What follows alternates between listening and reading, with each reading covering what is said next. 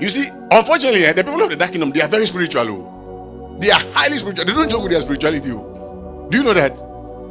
Every consecration they have to observe, they observe it. Very faithful, thank you. But a believer is so slack, assuming that we don't ask pertinent questions.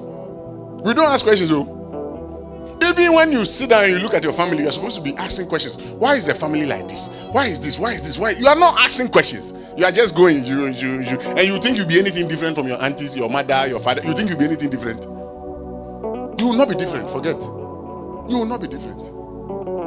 You think this modernity will change anything? Spirits don't change. You think this mobile phone will cause you to prosper beyond what your mother has achieved? Forget it. Why shouldn't you achieve less than what your mother achieved, or less than what your father achieved?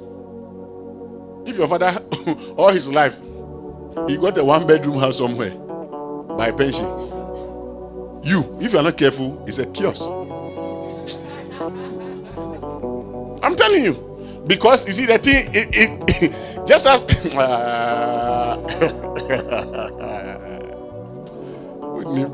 castle you want to go to church where they will tell you what? Adam. We think that life is automatic.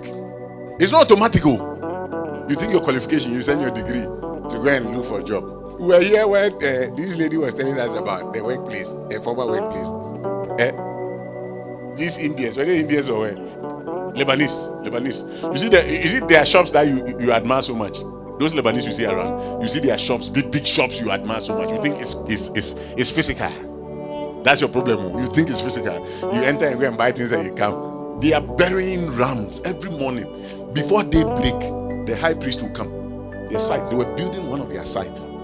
If you pass there, you see the cars that are parked there, so beautiful. You look at it and say, I wish I want to work here. I want to work here. What you don't know is that when we were building that thing, every day, as long as the project was going on, they were burying one ram, white ram, they were killing it. A taxi will come, unknown. Come early morning, 4 a.m. Before the construction will start, they kill it, but every day. So beautiful. You want to work there. But I can tell you that when you work there, they will pay you all right, but the money you can't use it for FOCO. That money you can't use it for FOCO. Because everything of theirs is dedicated to an idol. And you too, that you say you're a Christian, your dedication to your God is zero. The tithe, for instance, that will help you to be able to undo these rituals and these covenants.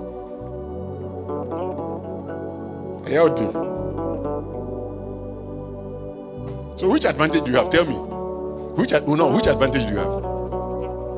You assume that life should be automatic. That's your problem. Because I finished university, I have to get a job. You will perish forever. He said, there's this wickedness I've seen under the sun. I've seen some wickedness under the sun. Have you read it before? It's an error that proceeded from the ruler. Mr. Sokro, big error. That proceeds from the ruler. And what is that? He says foolishness is set at high dignity. Foolishness, jimie, that you don't want me to mention, is set on what? High dignity. And the rich sit in lowly places. He went on to say that servants are riding on horses. And princes, kings are walking as servants. And they're walking, they don't even have shoes. Bomb daddy, you are the prince. Instead of riding a horse, you are walking. What you are entitled to, you don't have it. You don't have power.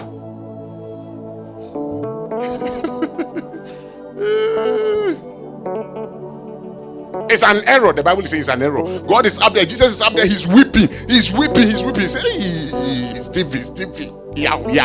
This is not how I made you. This is no. But Jesus can't do anything. You go to Satan. He said, can you spare him small? Satan said, no, how? You know me, I don't have mercy. Do you think Satan has mercy? He said he has suppressed you for a long time. Or maybe after 10 years, he will let you go. Or I've suppressed her too much. You know, she should have married 10 years ago. But it's now 10 years, so let me have mercy. Release her to marry. Do you think Satan will do that? His end is to put you in the grave. Satan doesn't have mercy. He doesn't have what?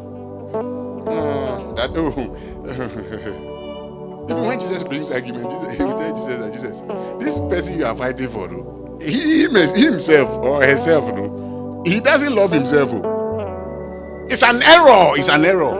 It's an error. You are walking when you are supposed to be riding.